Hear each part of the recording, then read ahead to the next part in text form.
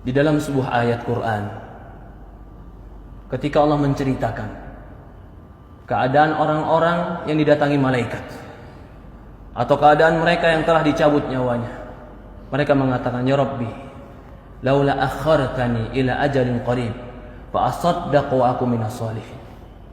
Ya Allah, ketika datang malaikat kepada dia ingin mencabut nyawanya, ketika dia sudah didudukkan dalam kuburannya, ketika itu yang dia minta kepada Allah cuma satu, Rabbi laula akhartani ila ajalin qarib.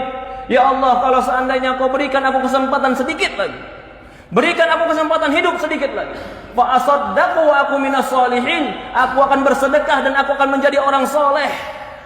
Dia minta kepada Allah bukan minta bertemu dengan istrinya, dia minta dengan Allah bukan minta dengan hartanya, tapi yang dia minta dengan Allah, ya Allah berikan aku kesempatan hidup sedikit saja, fa asaddaq, aku akan bersedekah, wa aku minas shalihin, dan aku akan menjadi orang soleh. Yang mereka minta, mereka akan menjadi orang soleh.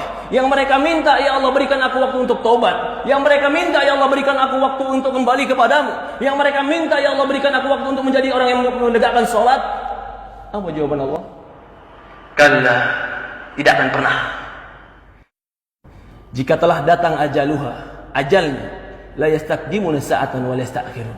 Tidak akan pernah diakhirkan walaupun sesaat, dan tidak akan pernah dicepatkan walaupun sesaat. Inilah para ulama mengatakan, kesempatan hidup dalam ibadah itulah kesempatan yang terbaik. Ketika Allah berikan kita usia 30 tahun hidup, maka itu kesempatan yang terbaik. Ketika Allah berikan kita usia 40 tahun hidup, maka itu kesempatan yang sangat besar. Ketika Allah berikan kita kesempatan 50 tahun hidup, apakah tidak ada waktu kita untuk kembali kepada Allah Subhanahu wa taala?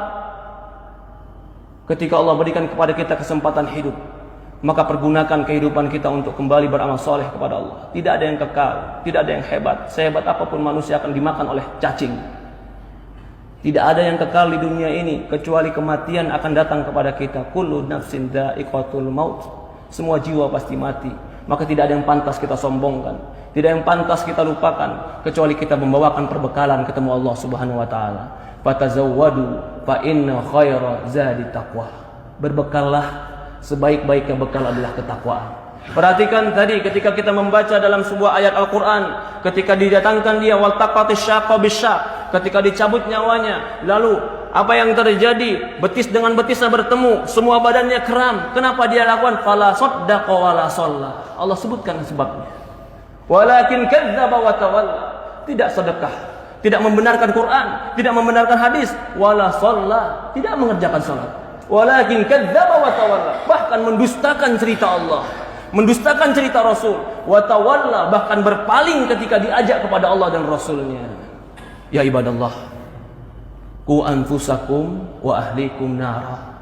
Jaga diri kita dan keluarga kita dari api neraka. Yang menceritakan ini semua adalah baginda Nabi kita Sayyidina Muhammad sallallahu alaihi wasallam. Shadiqul masduq, yang jujur, yang benar, yang diutus kepada kita untuk mengajarkan kepada kita ilmu agama. Semoga Allah Subhanahu wa taala berkahi kita.